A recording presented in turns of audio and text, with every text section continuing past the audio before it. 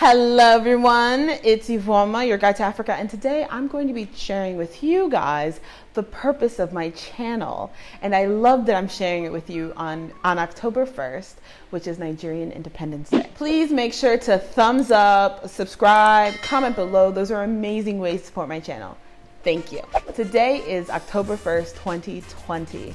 Today is Nigerian Independence Day, and Nigeria is 60 years old, so it's very, very exciting. October 1st, 2019, I bought a plane ticket to Lagos, Nigeria on Nigerian Independence Day, and I didn't even know. Somebody told me in the comments. Honestly, I have no regrets. I have no regrets buying that plane ticket. So I just think that is amazing. So I also want to talk about my channels. I want to be your relocation guide. I want to help you guys relocate, and I want to talk to people who have relocated. And I want to talk to them about their experience and their journey and how they're building these businesses. I became fixated on moving back and move back stories. So I first started with, of course, Nigeria. I first started with Nigerian returnees, and then when I blew through them, and what I mean by started with, I watched every single Nigerian returnee video on YouTube. I listened to every podcast that had anything to do with returning, and I read every article. There was a time that Bella and Nija partnered with Move Back to Nigeria and were publishing a lot of articles. Read everything. I read everything.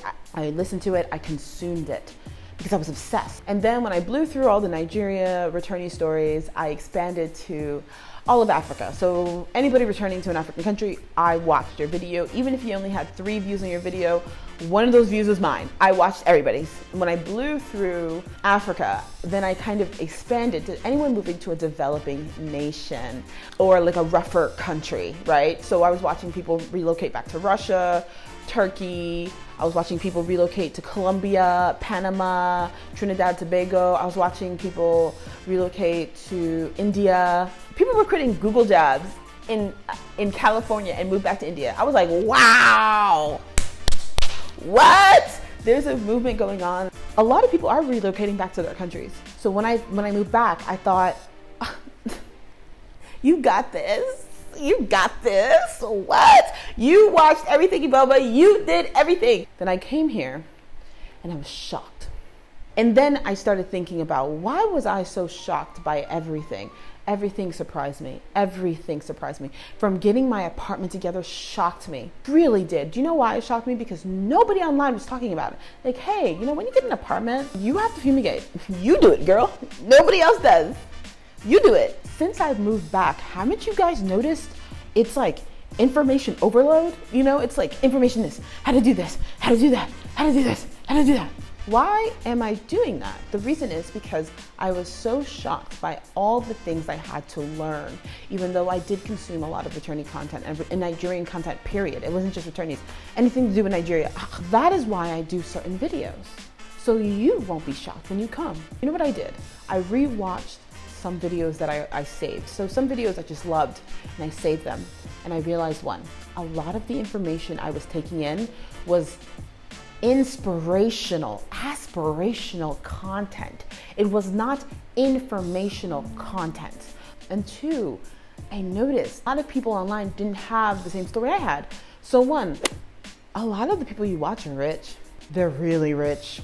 They're far richer than you think. They're super rich. And there's nothing wrong with being rich. I cannot wait. Oh my gosh. I cannot wait until I'm rich. Oh my God. I'm gonna be like, I'm gonna love it. I'm gonna love it. I cannot wait until I'm rich. 2, a lot of the people you watch, they're returning, right? We call them returnees because they're returning. And that means that a lot of them are moving straight from overseas to family houses or moving in with relatives. So let me tell you guys about that. If my parents were here, I would do nothing. Like maybe I'll buy groceries or something. So here's the thing about living with your parents is that they take over everything, right? And then you're living in the house, probably rent-free. And then on top of that, you have access to their network.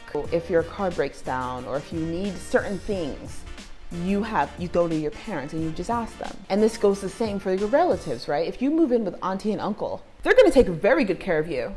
Do you know why they're gonna take care of you? Because you are their sibling's child and you came to live with them. That's a big deal. They have to give you back to your parents in the same condition you arrived in.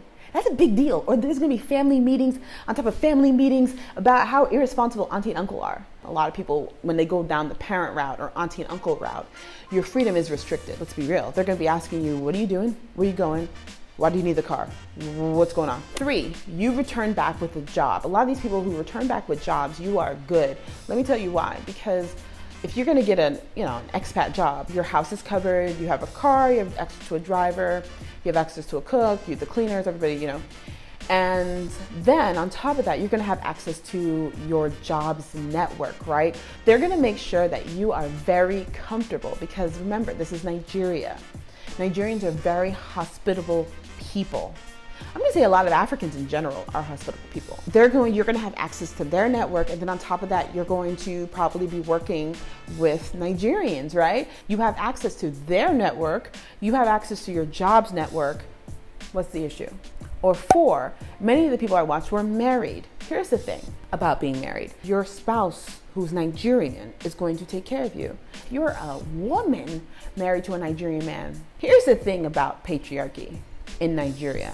Patriarchy does have a lot of negative points. Like it's like pretty bad for both genders really. But here's the positive to being in this society, especially if you marry a responsible man. You won't have to do anything.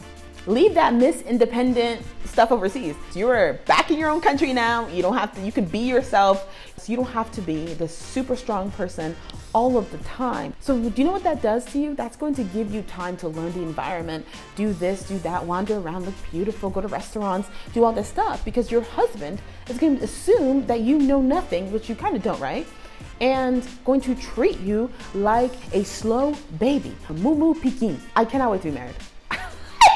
I'm letting you know I need care. I want to be cared for by a responsible, dedicated Nigerian man. But so when I realized that they fell into those archetypes really, that I actually didn't know anybody who moved back like I did. So the reason my story is different is 1, I moved out to this remote area. I moved out to Ibeju-Lekki. It is not typically where returnees return to. It's just not. So then 2, I also moved back by myself, which is odd. A lot of people don't move back to Nigeria by themselves. And 3, I moved out here with an online business, right? So I'm not out every day like some people who were moved back who wanted to immediately start businesses here. They're out every day hustling, right? Building that network, building those connections. Honestly, I hustle online. Like I need to make my own money online. Like I can't just rely, So I have to really work hard and diligently on building a network here. I don't have a network here that I think is powerful enough yet. 4, I moved back right before COVID hit, which shut down all events, shut down everything. So bear with me. So I have a very different experience. I feel like this year for me is more about coping, learning, and getting through. And I hope 2021 will be the year that I'm really having a lot of fun. I have a very different relocation story.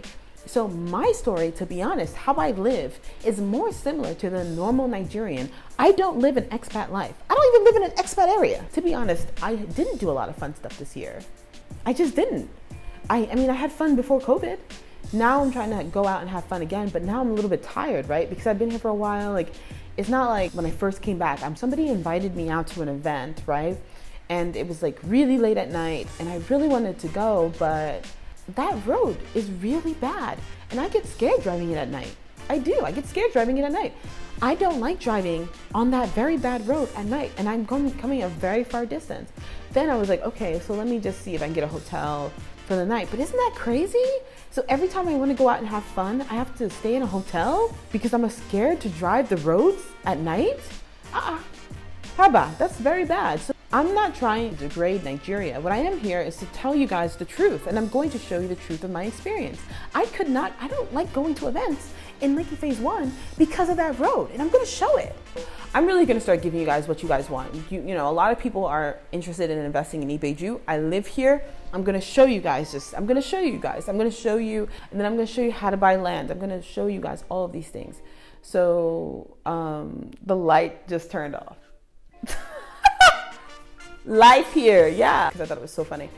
Okay, the light's back. Thank you guys so much for watching. Remember, if you want to return home, it is available to you. You can always move home.